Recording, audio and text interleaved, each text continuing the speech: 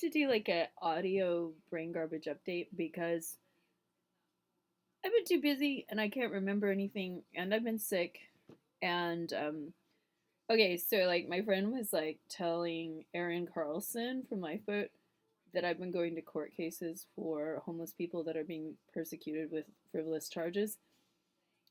And Erin was like, "Are you sure?" As if I'm like this dangerous person. And why is this, Erin Carlson? It's because you refused to treat me with any dignity when your baby daddy was asking homeless women and mental health women to suck his blue balls. Okay? So you demonize me and promote like a cult like shunning process on me because you don't have accountability for treating your clients with integrity. So I hope you're doing better. The Bureau of Labor will be calling you to try to see if you can alleviate your discrimination because this is an ongoing process with a ruling of substantial discrimination going on at Lifeboat. So, congratulations on your overcrowded little congregate shelter. Look at my nice burn scar. Isn't that crazy? I went on a big cooking spree of some vegetables that Lifeboat was throwing in the dumpster because they rather throw vegetables in the dumpster than feed vegans like me because they discriminate against me because they hate queers. Homophobia, yeah. But really, I mean, misogyny is a complicated thing, and persecuting alleged women who don't perform submissive, like whatever Ozark is wanting, submissive, vulnerable, easy to walk on. So, anyway, next subject, Griffin Johns, graffiti on the harbor. Okay, domestic violence center is now open to men, but are they open to men who inject women with methamphetamine to do I mean, I'm torn. As you know from my YouTube channel, I've called him Graffiti Boy. I've been documenting his magic. I think I have a few more films to upload in a minute. But he's got some his new one is "At least my enemies have the decency to stab me in the front." And that's right by the American Legion on the power box. I love slap art. I love graffiti even. I love freedom of speech and I love messaging and communication.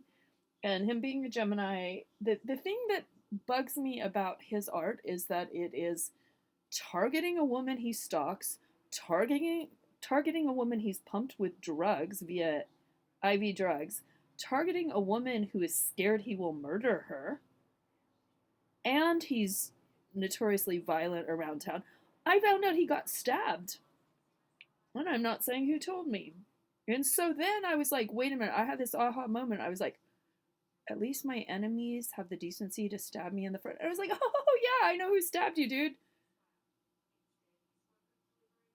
It's an unlikely event. So, anyway, other news Monkey moved on out of town. According to Chris Cowan, sex offender Chris Cowan with the giant swastika on his leg, Monkey moved back to Michigan. Chris Cowan, the sex offender, is very sympathetic for the man in jail for rape, the lifeboat customer or in jail for rape, who's going on trial in a couple of weeks. And then he's also sympathetic for Monkey sex offenses, saying like, "Oh, that was 20 years ago. He doesn't have to register, but he's going back to Michigan, where the original offenses arose." So I've been in communication with Monica's dad, Vern, who eventually just told me to f off because this is so traumatic that his daughter is dating a sex offender who's on the run from an active investigation by Astoria Police Department as to why Ozark, Iraq wants to put sex offenders around vulnerable homeless women, and why is Kirk Wintermute sitting in on that as on the board of directors? Because maybe he doesn't have time to look up the facts. Let's give him the benefit of the doubt. Tyler has some petty, like an abundant, like a little roster of 5 open cases of like disorderly conduct in Clatsop County. So he's having a fitness to proceed hearing Monday morning. So I'm going to try to go to Tyler's case. Hopefully I'll run into him. He was spotted. Nobody's seen him for a while.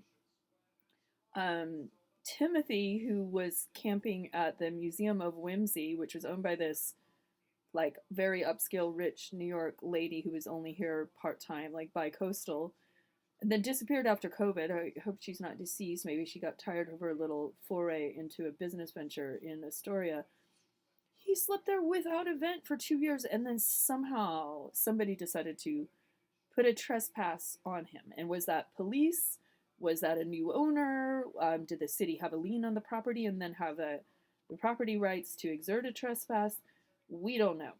So anyway, they're saying he resisted arrest. And Officer Hansen told me this at municipal court, where we were. Hansen actually did a good job to stand up against Pink Staff's little son, who pepper sprayed a bunch of homeless people. But we've had numerous incidents of the homeless being egged, being pepper sprayed, having people attack their tents from outside where they don't even know who's getting them, and having coordinated spotters, having cars. Everybody in the homeless community, they're all calling each other drug dealers. That's evidently the thing. And people that are known to deal drugs explain they don't deal drugs because they're actually just hooking people up and sharing. So, which euphemism you use for all that is important. Naked Mike, who is very open about his fentanyl use, which I like that.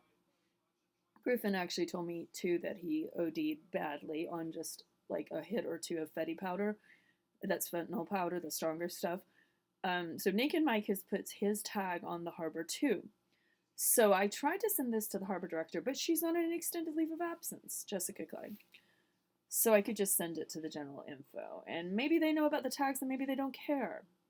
One of them is really sweet. The people that stole, Destiny stole my partner's cell phone first, and then next was Megan Gauthier.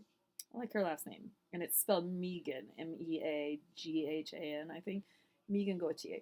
So these two, basically, it's kind of fun when people involved in the drug community steal your phone if the phone is on a family plan, because then I can track who their drug dealers are. So that's kind of weird. You might want to think about that before you steal phones, because evidently Officer Hansen threatened Megan's fentanyl dealer, like, blah, blah, blah, blah, I'm going to lock you up if you don't give back the phone. So she gave back the phone.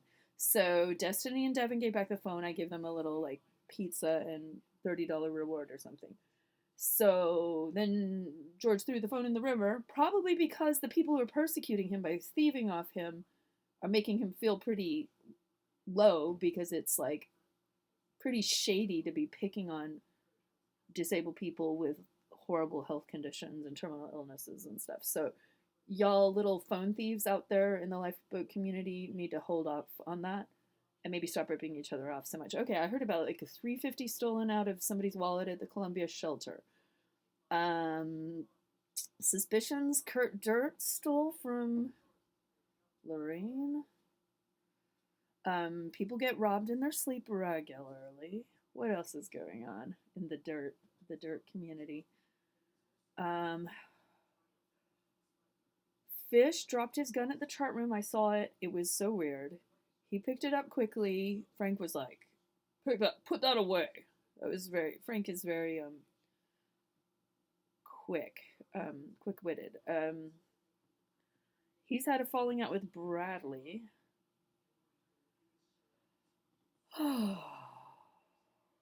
What else? Okay, so evidently this lifeboat shelter is going to open up Tuesday. There are 22 beds.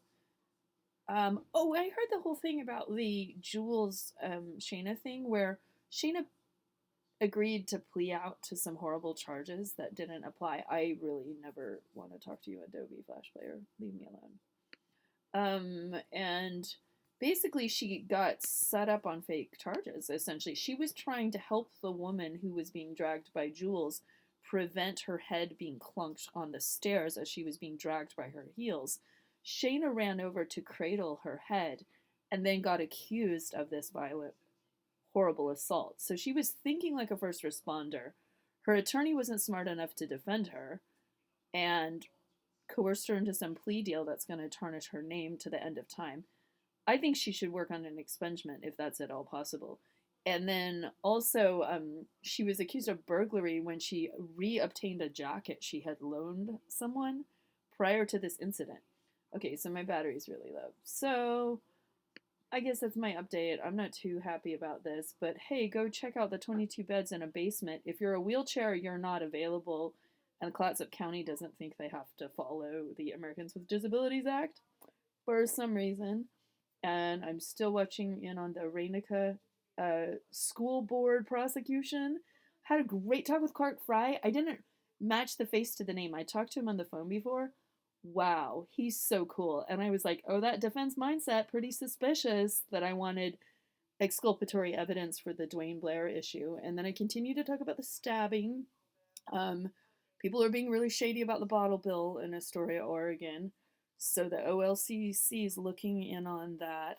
And I've been skipping council and everything, trying to get better. I did a little karaoke last night. I did La Vie en Rose for the first time because this wonderful lady, Ginger, asked me to because she had studied French and she thought I could handle it, and it was fun.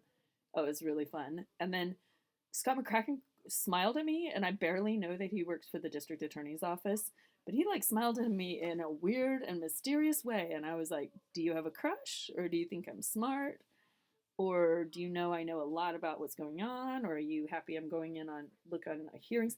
Oh, and then we had trespass ticket court yesterday with Officer Randall and Stockton, who looks so good on camera. I just love his chin. I think he's probably like German and Norwegian, or he's just the cutest little, or Dutch or something. He's got the cutest little face. And so, yeah, they're trying to prosecute homeless people for not having shelters or for using tents. And Chris Kino at Muni is pretty over it. They downgraded it from a misdemeanor to a violation, which means you're not eligible for a lawyer. So it's supposedly like a better deal, but it's not really a good deal. And then Chris Palmer, who was the lawyer for Chris Duffy, slamming me down to rub his penis on me non consensually in this weird attack when I called him an abuser, is now a pro tem judge. So he's like the defender of the sex pest, but then when I bar complained to him, he wanted to like get out of that case. So he seemed a little smirky that I'm there like trying to support the homeless person being ganged up on by the police. And Officer Randall had his thin blue line flag in his bedroom, and then he had, or his dining room or wherever he was, but he had all these like really ornate or organized photography on his wall, and he was like slow to get to the hearing and download his WebEx, and then Brenda calls it on my line, which kicks us out of the WebEx hearing. So watch out for that. You can't even get a phone call during a WebEx that didn't knock out the audio. So these technical gaffes with their e-fascism, where they're trying to like enact their ridiculous quasi court system through these tech monstrosity, I really find it irritating. A little bit fun, but the court staff like rescued us and got us back on the hearing. And then it turns out there's some conflicting information with DHS saying you can seek safety there, and it's like human services, not human torture. But anyway, they think elderly disabled people should stand in the rain and the cold and march around in circles for 14 hours a day in between the times that you put up your tent. And anything else? Anything else at all? Not so much. But I'm still trying to get this crud out of my tonsillitis or whatever the heck. So I'm just kind of laying low and dumpster diving like crazy. I've got some cool dumpster dives going on, and then trying to help different people that are the municipal court versus the misdemeanor court or the violation court. It's kind of an interesting distinction, but I'm all about the aid and assist. Oh, and then I contacted Colette Cameron because I was like, you're never going to be getting a hold of Tim because he doesn't have a phone and he doesn't like do mainstream reality. So it just looks like they're trying to like criminalize homelessness in Clatsop County, which seems to coincide with the upscale waves of immigration of all these like Portland and Seattle refugees who want to turn everything to Airbnbs and buy houses and stuff. And then there's the landslide people. I talked with Josh Stellman's little lady, and I was like, it's always awkward with Josh because he wrote the cease and desist to protect the sexual harasser at the nonprofit. And she's like, I don't get involved in his business. We don't like share all that. I was like, that's very good. That was very professional. She's very presentable, and I like her. And I'm kind of sorry they're going through their little house drama, but they're gonna get an apartment, so they'll be fine. And living in hotels is pretty crazy. No, it has to be irritating, but it's definitely better than living on the streets being raped and assaulted all the time or sexually harassed by the director of Lifeboat asking you to suck his blue balls. So once again, like Derek DePlage stumping for the bromance, putting Ozark in his basement, 22 bunk bed, little crammed up congregate shelter on. It's only going to be open 3 days a week, so Tuesday, Wednesday, Thursday. Get ready for that. And I'm going to be listening to the scanner, and I might be on the scanner because if my partner tries to stay there and he doesn't get his heart, liver, and kidney meds, that is a trap, Ozark Rag. You don't want to be denying medication to people with severe medical fragility and vulnerability. You don't want to be that person. So you need to stop being that person that is denying caregivers, denying wheelchairs, kicking people out for reporting sexual assault, etc. Like the whole thing, it's so embarrassing. Monica still goes to the Catholic Church. She's like, "Hi, Mary," because I had been like, "Hi, Monica," at Homeless Connect, and I was like, I really do admire her for dragging this money into our county, but the way it's being sloshed around is pretty strange. And then I guess I should run over to like CCA or the harbor and score something. I don't know, or call my counselors. Or I'm fine. I'm just drinking like decaf today. I'm trying out a secondhand coffee pod to see which one makes better coffee. And then I'm catching up on my news, which evidently the world is in shambles. And somebody I know got a DUI, so I'm going to be going to a DUI case, and they're going to be navigating the whole DUI experience. That's dreadful. And then I've been going to a ton of alcoholics meetings. Can I say that? They're great. They're mostly great, except for the drama guy who doesn't want homeless people. He wants to turn it into like a rich country club. So he's like, do I need to bribe you with like a platter of Costco sandwiches so you're not as worried that the homeless ate your food? And like some of the cool dudes are like, I'm not with him. And I'm like, or then this other lady was like, you just have to kill him with kindness, with an emphasis on kill. I was like, I'm going to use that. That's hilarious. I like your sense of humor, but maybe it's a little too much. But I don't want to kill him with kindness. He's an old man, and like he literally was like zooming around the courthouse trying to hustle me about like too many homeless people going to Alcoholics Anonymous. And then I called the guy who was gonna let the church become like a day center. I was like, I don't know what's going on with this services gap. Like, we need to get the homeless in somewhere dry where they can charge their phones, and they're not getting any food because evidently Lifeboat's giving all their food to the senior center and skipping over the homeless. And the people surviving at the Columbia Inn, chill. My video with the chick from the Chamber of Commerce saving her life from hypothermia by doing her little squatting stunt, that's fascinating. And maybe that's what Scott McCracken was smiling at me about. Who knows? Who knows? And the Garden of Surging Waves has a beautiful jasmine blossom smell. And one weird side effect of the way they've been criminalizing and punitizing the homeless is it feels a little. I haven't seen the Chief since the last time I saw him when he looked like Twilight of like Night of the Living Dead at Fort George, and I saw his wife, and I like sort of smiled at her, kind of like he was glazed over, and she had this like knowing face, like, yeah, I'm holding him together. It's a tough season, but people who hurt themselves on their snow and their ice, we need to be get ahead of that and be more prepared next year. That was embarrassing. We did not have ice. We did not have like snow shovels and cleats and all this stuff. It was a hard storm. And thank you to Helping Hands for saving Hombre George's life. Okay, thank you, thank you, thank you, thank you, thank you very much.